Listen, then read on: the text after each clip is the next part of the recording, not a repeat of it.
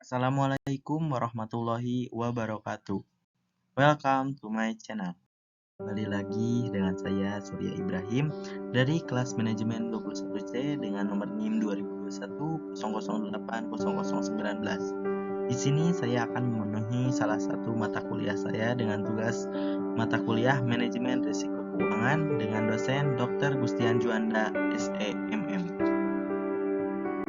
Ruang lingkup manajemen risiko keuangan. Definisi manajemen risiko keuangan. Manajemen risiko keuangan adalah pendekatan sistematis untuk mengidentifikasi, mengukur, mengelola, dan memitigasi risiko yang terkait dengan keputusan keuangan dan aktivitas bisnis yang berpotensi mempengaruhi kesehatan keuangan perusahaan. Mengapa manajemen risiko keuangan penting? Di sini saya ada beberapa mengapa pentingnya manajemen risiko keuangan.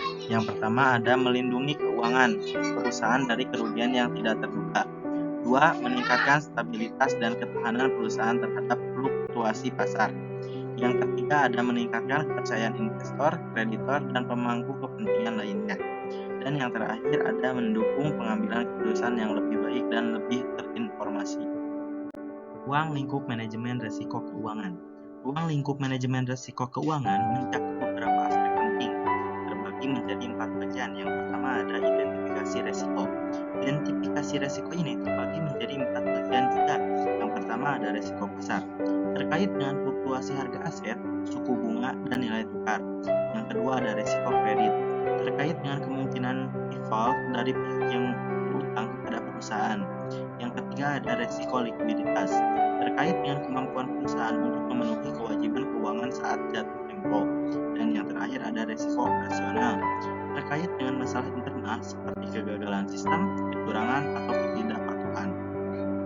Kemudian ada B, pengukuran risiko, terbagi menjadi 2. Yang pertama ada menggunakan alat seperti value at risk atau VAR, stress testing, dan skenario analisis untuk mengukur potensi kerugian. Yang kedua ada menentukan toleransi risiko perusahaan.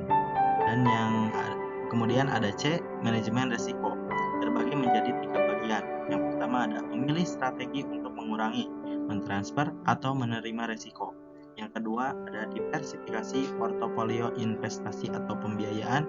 Yang ketiga ada pembelian asuransi risiko tertentu. Kemudian D, pemantauan dan evaluasi risiko, terbagi menjadi 2 bagian. Yang pertama ada melakukan pemantauan berkelanjutan terhadap risiko. Yang kedua mengevaluasi efektivitas strategi manajemen risiko. Alat manajemen risiko keuangan terbagi menjadi 5. Yang pertama ada asuransi, melindungi perusahaan dari kerugian finansial yang mungkin disebabkan oleh peristiwa tertentu. 2. Opsi keuangan, memberikan fleksibilitas dalam mengelola risiko pasar. 3. Derivatif, digunakan untuk melindungi atau berspekulasi terhadap perubahan harga atau suku bunga.